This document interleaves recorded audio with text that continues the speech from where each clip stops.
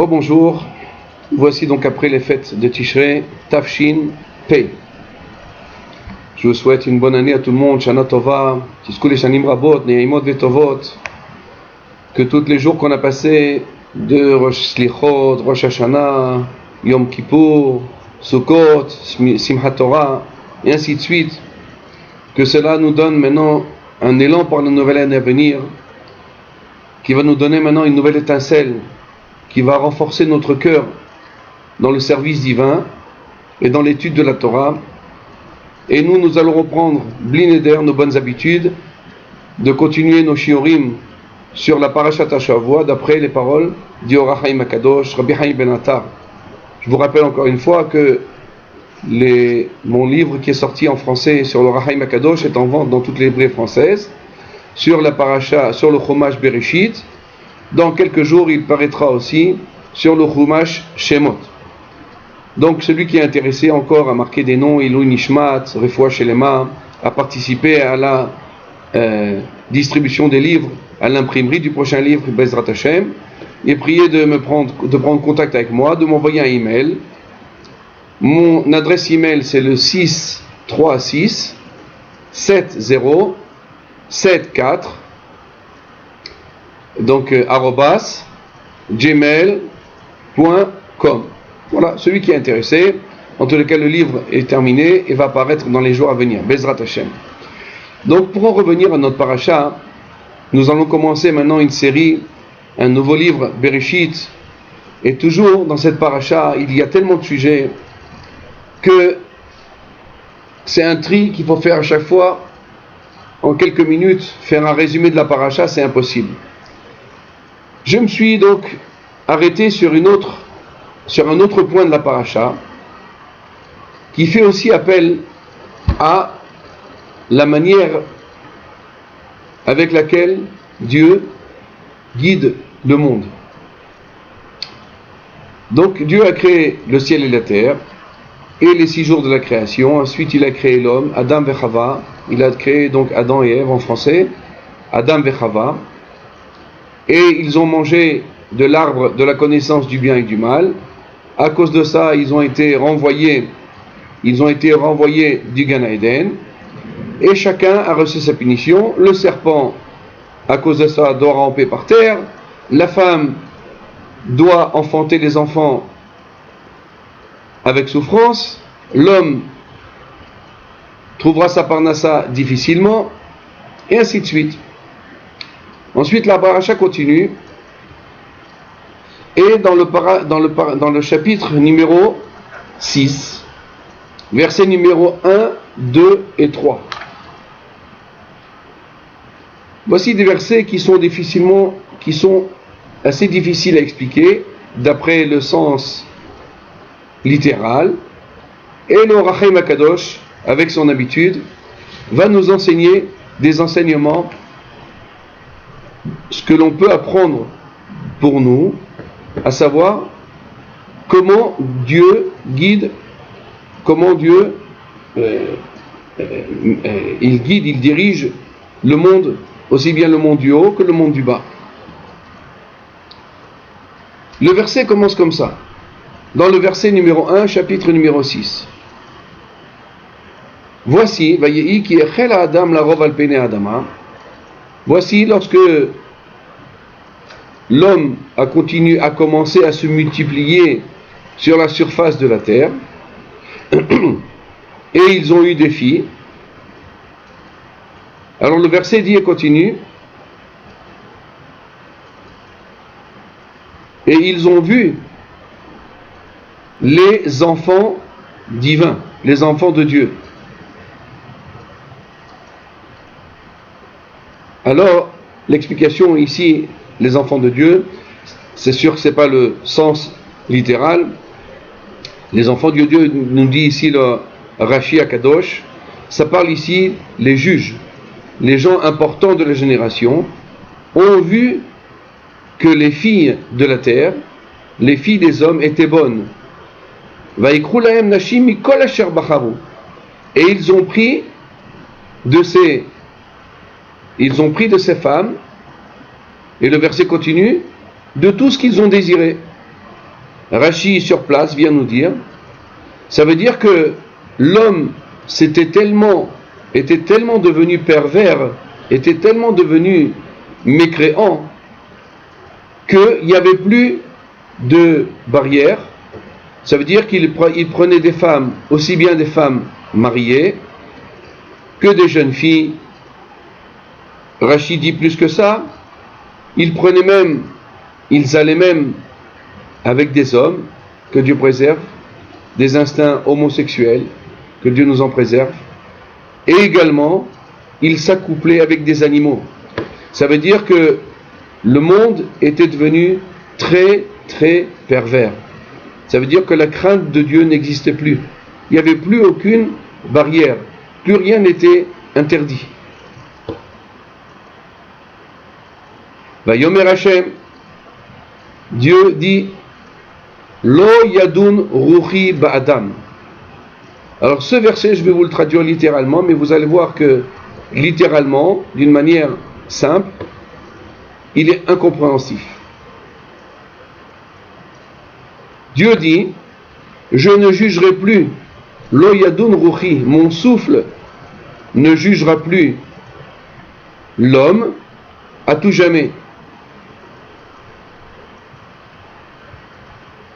Car il est fait de chair. Et ses jours seront désormais de 120 ans. Un homme vivra que 120 ans. Alors la difficulté de ce verset est que qu'est-ce que vient nous apprendre le verset Lo yadun ruchi ba'adam, c'est-à-dire mon souffle ne va plus juger l'homme. Ça veut dire quoi? Que Dieu ne va plus juger l'homme? Alors c'est tout le contraire, c'est ce qu'on a expliqué précédemment dans le verset Bereshit bar Elohim et Hashamayim et Haaretz, que Dieu a créé le ciel et la terre, ça veut dire avec la miséricorde, avec la justice. Vient le verset, il nous dit Lo yadun ruchi ba'adam, ça veut dire mon souffle ne va plus juger l'homme. Ça veut dire quoi? Le monde va être livré à lui-même. Il n'y aura plus de justice divine. Quoi? Dieu est revenu sur sa manière de la création du monde. C'est sûr et certain que c'est pas ça ce que le verset veut nous apprendre. Ensuite, il nous dit car il est fait de chair. Qu'est-ce que ça veut dire qu'il est fait de chair? Qu'est-ce qu'on apprend de ce verset qu'il est fait de chair? Et ses jours seront désormais de 120 ans. Nous allons passer tout de suite à l'explication du Ohr HaChaim HaKadosh. Et il nous dit comme ça. Comme nous avons vu précédemment dans le verset numéro 1 et numéro 2, l'homme est devenu très mauvais. Et non seulement les hommes, le Ramban sur place nous dit de quels hommes il s'agit. Béné Elohim. C'est quoi Béné Elohim, nous dit le Ramban? Pas les enfants de Dieu, Hasbi Halila, au contraire. Ce sont les Shoftim, les Dayanim, ça veut dire les juges de l'époque, qui devraient être, eux, l'exemple de la génération, qui devraient avoir un comportement moral parfait. Eux se permettaient de voir une femme qui venait de se marier, qui se préparait à aller sous la choupa. Ça veut dire elle faisait belle pour son fiancé. Et venaient ces gens-là, soi-disant les juges de l'époque, les gens qui devraient représenter la moralité, et prenaient ces femmes de force. Ça veut dire qu'il n'y avait plus aucune morale. Comme on a dit dans Rashi aussi, ça veut dire qu'ils prenaient Mikol Asher Bacharou, ils prenaient tout ce qu'ils désiraient. Des hommes, ils avaient des instincts homosexuels, que Dieu nous en préserve. Que Dieu préserve. Le monde, bon, on ne va pas rentrer dans ça maintenant parce que ça serait un sujet trop long, que Dieu a horreur des incestes et particulièrement des choses homosexuelles. C'est la Torah, la Torah nous dévoile que Dieu, ce qu'il a de plus en horreur, ce sont ces choses-là, cette immoralité que le monde veut nous faire accepter, que le monde veut nous faire croire que c'est quelque chose qu'on peut accepter. La Torah nous dit, c'est ce que Dieu a en horreur. Et à cause de ça, il a amené le déluge. C'est pour ça que le monde a été détruit, à cause de cette immoralité qu'il y avait dans le monde. Plus que ça, nous dit Rashi, il s'accouplait avec des animaux. Ça veut dire le niveau de morale était vraiment très bas. À ce moment-là, Dieu a dit Lo yadun ruhi ba'adam. Ça veut dire que mon souffle ne jugera plus l'homme. Or Hachaim Akadosh nous dit ici, il nous dit ici, attention, quand la Torah nous dit Lo yadun adam beruchi, ça veut dire mon souffle ne jugera plus l'homme, non pas que hasbe khalila, il n'y a plus de jugement sur terre, non pas que Dieu a rendu son monde efker, ça veut dire que chacun il fera ce qu'il voudra et il n'y aura plus aucune punition, certainement pas. Ah, alors c'est quoi? Il nous explique le Or HaChaim HaKadosh. Un homme est toujours puni sur ses actions. Seulement avant la faute du déluge, avant cette époque-là, qui était avant le déluge, Dieu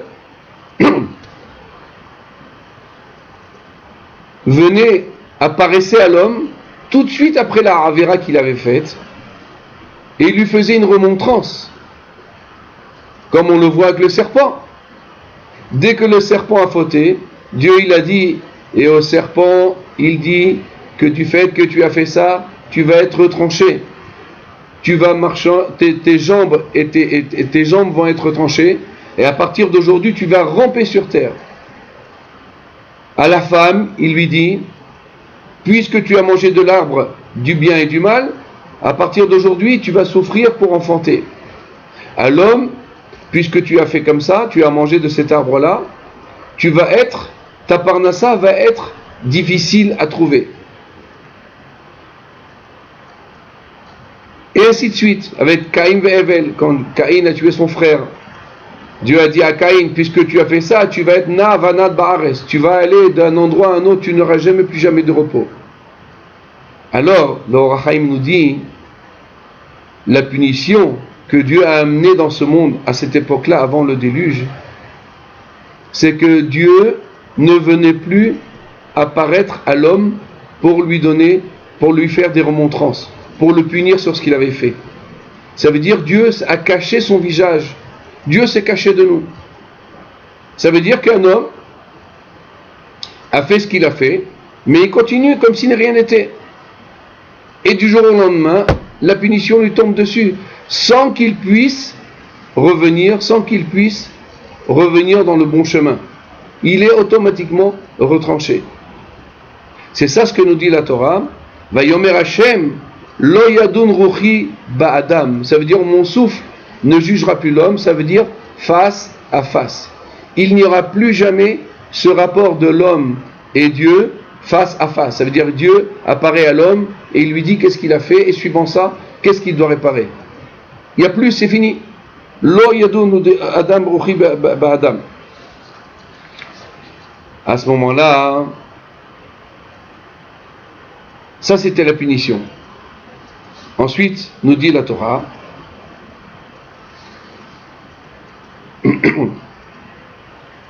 et tout ça a commencé depuis le moment que l'homme s'est profané. Comme le dit le verset dans le verset numéro 1, Vayehi ki achel adam larov al pene adama. Voici lorsque l'homme a commencé à se multiplier sur terre. Le Or HaChaim HaKadosh nous dit, qu'est-ce que ça veut dire? Depuis le moment où l'homme s'est profané, alors sachez en hébreu, Vayehi ki achel, lorsque l'homme a commencé, le mot Vayehi ki achel, lorsque l'homme a commencé, le mot ki achel veut dire aussi chulin, veut dire aussi il s'est profané. Ça veut dire à partir du moment où l'homme a profané ses actions, ça veut dire qu'il a mal comporté. Il a été avec une femme mariée, il s'est accouplé avec des animaux, il a eu des instincts homosexuels. À partir de ce moment-là, Dieu a décidé que la prophétie n'existait plus. Avant cela, la prophétie était sur terre. Ça veut dire que Dieu et l'homme avaient un rapport direct. Dieu apparaissait à l'homme et lui disait ce qu'il devait réparer et ce qu'il avait fait comme punition, comme faute, et suivant ça, il allait être puni, et suivant ça, il allait pouvoir revenir dans le droit chemin. Par contre, à partir de ce jour-là, à partir de cette époque-là, pré-déluge, qui était juste avant l'époque de Noach, du fait de la descente morale de l'homme de cette époque-là, Dieu a décidé de cacher son visage de l'homme. Ça veut dire que la prophétie n'existait plus. Et ainsi, jusqu'à Avraham Avinu. Ensuite, Yitzhak Avinu. Ensuite, Yaakov Avinu. Et ils avaient réussi à réparer tout cela. Ils avaient réussi à ramener la présence divine sur terre. Et ainsi de suite, Moshe Rabbeinu et Yoshua, jusqu'à ce qu'ils construisent le Beth Amikdash. Ça veut dire que la prophétie revenait petit à petit sur terre. Chaque tzaddik de chaque génération faisait redescendre la présence divine sur terre. Ensuite, c'est détruit le Beth Amikdash.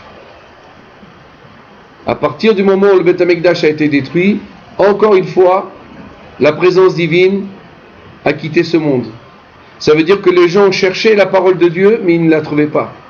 Ça veut dire qu'Aviachol, qu'on vit, mais on ne peut plus ressentir, on n'a plus aucun ressentiment, on ne voit plus où se trouve Dieu. On ne comprend plus rien aux événements du monde, comme si Dieu a disparu du monde. Le monde est livré à lui-même. Nous dit le Rachaim Akadosh, et il n'y a pas plus grande punition pour un homme que de chercher la parole de Dieu et de ne pas pouvoir la trouver. D'essayer de comprendre les événements de sa vie et de ne pas pouvoir les comprendre. Avant la faute de Noach, avant l'époque pré-Noach, ou bien avant la destruction du temple, lorsqu'un homme fautait, il allait chez un tzaddik, et le tzaddik lui disait, voilà, tu as fait tant et tant de fautes, à cause de ça, tu as perdu ça et tu as eu ça, ta punition, ta réparation est que tu dois prendre sur toi de réparer telle faute et telle faute. Après la destruction du temple, la prophétie a disparu. Nous n'avons plus de prophètes. Il n'y a plus de roi HaKodesh. Tout a disparu.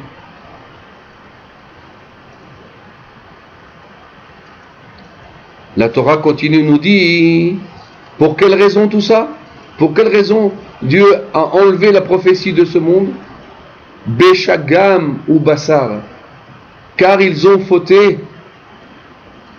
La faute, Bassar, en français, la chair. Ça veut dire les péchés de la chair. Ça veut dire que qu'est-ce qui a entraîné que la divinité, la prophétie a disparu de ce monde? Le péché de la chair. C'est quoi le péché de la chair, comme on dit en français? Ça veut dire les incestes. Ça veut dire que les hommes sont attirés par des choses interdites. Ils ont des relations avec des femmes interdites, avec des femmes étrangères, avec des femmes qui sont impures, qui ne vont pas en mikvé que du préserve. Une femme qui ne va pas en mikvé, et à cause de ça, un homme, son mari va avec elle, elle retranche son mari du monde futur. Ça s'appelle Chayav Karet. Ça veut dire les fautes de Taharat HaMishpacha, de pureté familiale. Ce sont des choses qui enlèvent la présence divine de ce monde-là. Et ainsi de suite. Que Dieu préserve les rapports homosexuels. Et on ne rentrerait pas dans les détails. Ça veut dire chacun, il sait très bien le monde dans lequel on se trouve, les abominations dans lesquelles on se trouve. Tout ça, ça repousse la divinité de reposer sur terre. Et à cause de ça, l'homme cherche en permanence la prophétie, cherche en permanence des tzadikim qui peuvent nous aider, et on ne les trouve pas. Tout cela vient parce que Beshagam ou Bassar, parce que leur faute vient de leur péché de chair. Ça veut dire que les incestes et tout ce qui concerne l'immoralité entraîne la prophétie de disparaître de ce monde. Ça, c'est ce que vient nous apprendre le verset ici. Rachaim Akadosh nous donne maintenant une autre explication. Nous donne une autre explication et nous dit Lo yadun ruhi ba'adam. Ça veut dire que je ne jugerai plus l'homme avec rachamim.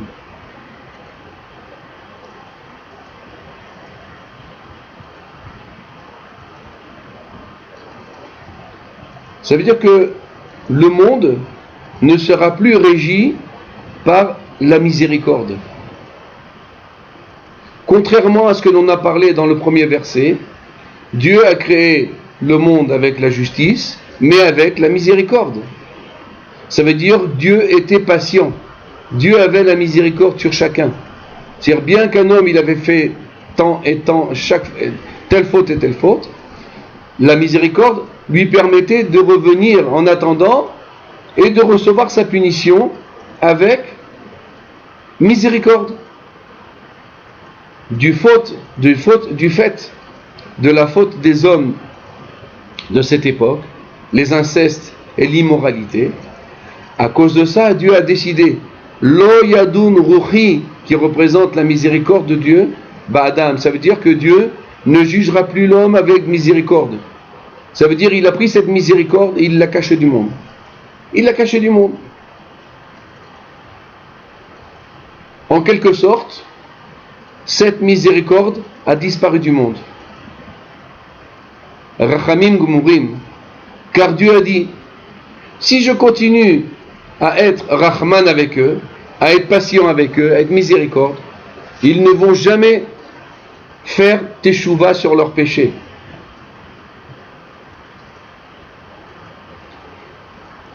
Entre parenthèses, dans la parashat Kitissa, dans le Chumash Shemot, Moshe Rabbeinu a demandé « Montre-moi ton visage ». Alors Dieu lui a dit les 13 midot, les 13 vertus chez le Rachamim, les 13 vertus de Rachamim, Hashem, El, Rachum, Vechanun, Erech Hapaim, Veraf Chesed Ve'emet. Ça veut dire que Moshe Rabbeinu, grâce à cette fila, il avait réussi à faire redescendre la miséricorde sur terre. Et Dieu était prêt à être miséricorde entièrement avec l'homme. Ça veut dire que quelles que soient ses actions, Dieu sera toujours bon avec nous. Seulement, dans les versets d'après, on voit que Moshe Rabbeinu s'adresse à Dieu avec l'adjectif de justice. Ça veut dire, il dit Hashem Elohim. Il demande à Dieu, je t'en prie, guide le monde avec miséricorde, mais aussi avec justice. Il faut toujours les deux. Parce qu'il a dit Moshe Rabbeinu à Dieu, si tu ne fais que justice, si tu ne fais que la miséricorde avec l'homme, ils vont s'écarter de toi. Ils vont croire que tout est permis et jamais ils ne feront teshuva. C'est pour ça Moshe Rabbeinu a demandé à Dieu, je t'en prie Akadosh Baruch Hu, guide le monde avec miséricorde, mais aussi avec justice. Ça veut dire que les deux ensemble sont bons pour l'homme. S'il n'y a que miséricorde, c'est pas bon pour l'homme. Pour en revenir à notre paracha, c'est ce que dit Dieu à Moshe Rabbeinu. C'est ce que Dieu a dit à l'homme. Lo yadun Adam beruchi. Ça veut dire jamais plus je guiderai l'homme avec miséricorde uniquement. Parce que nous dit le Rachaim Akadosh, lorsque l'homme voit la miséricorde de Dieu, alors il va s'égarer de lui et il va en être orgueilleux. Qu'est-ce que ça veut dire en être orgueilleux, nous dit Rachaim Akadosh? Ils vont chercher et ils vont se permettre, même les choses qui sont immorales, ils vont se le permettre. Pourquoi? Puisqu'ils verront toujours que Dieu est Rahman avec eux. C'est pour ça, nous dit Rachaim Akadosh, Beshagam ou Bassar, jamais plus je ne serai miséricorde avec le monde. Pourquoi? Beshagam ou Bassar. C'est quoi Beshagam ou Bassar? Il nous dit ici le verset. Ça veut dire, même les êtres qui sont faits de chair, entre parenthèses, ce sont les tzadikim, qui ont un cœur de chair, Ça veut dire qu'ils ont un cœur qui est vivant. Même avec eux, Dieu ne va pas les laisser une vie entière sans avoir de difficultés. Toujours, même les grands tzadikim ont eu des difficultés dans leur vie.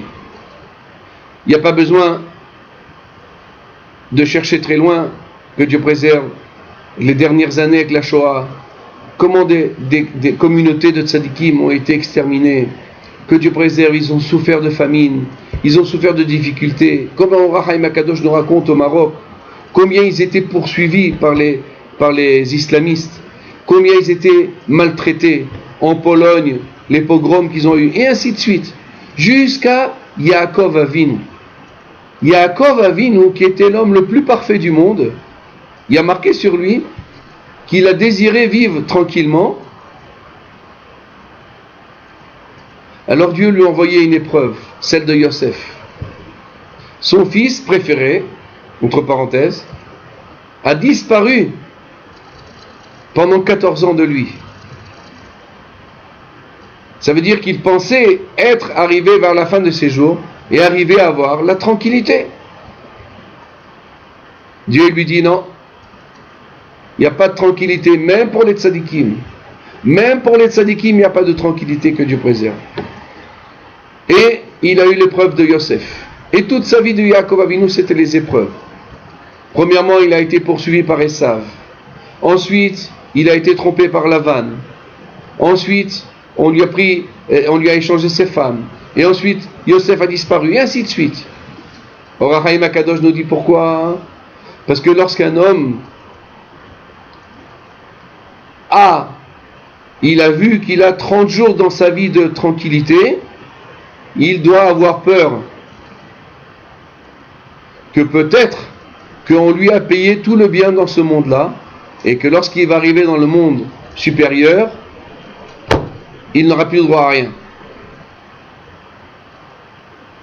Ça veut dire un homme ne doit pas chercher spécialement la tranquillité.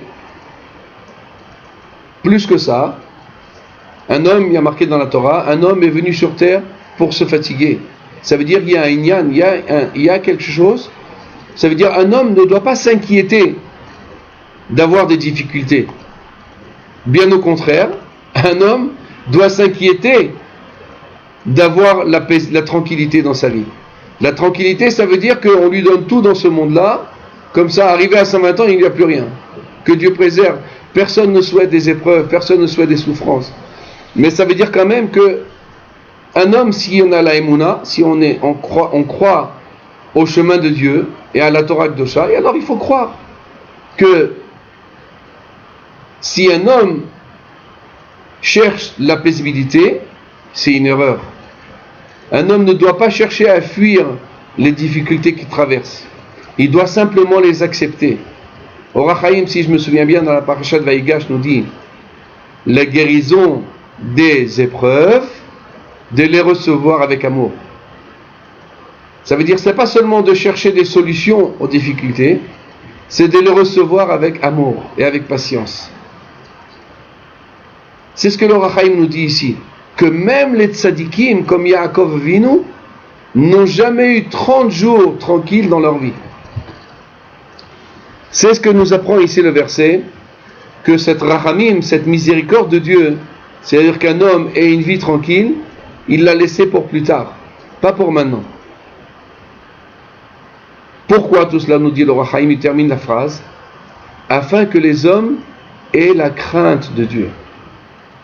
Car lorsqu'ils vont voir que même des tzadikim ont des difficultés, ils vont se dire comment, même des gens aussi tzadikim comme ça, ils ont des épreuves, alors nous, qui ne sommes pas parfaits, qui ne sommes pas des hommes qui faisons la volonté de Dieu dans tout, alors combien on doit avoir la crainte de Dieu et de savoir qu'on doit améliorer nos actions. Voilà, c'est encore un petit point du Or HaChaim HaKadosh. Je vois que le temps il passe vite. Il y aurait pour la Parashat Bereshit encore 2 ou 3 heures de shiur, mais on ne peut pas alourdir sur le nombre d'heures de shiur qu'on doit faire. Bezrat Hashem, à la prochaine, on essaiera de faire encore d'autres points de la Parasha. En attendant, voilà, j'étais content de vous retrouver. Et encore une fois, celui qui veut se procurer mon livre du Or HaChaim HaKadosh en français dans les librairies, il peut les retrouver là-bas tous, Bereshit en tous les cas, et Shemot si Dieu veut dans les quelques jours qui viennent. À très bientôt, Shana Tova, Tiskul Shanim Rabot, Neimot, Vetovot.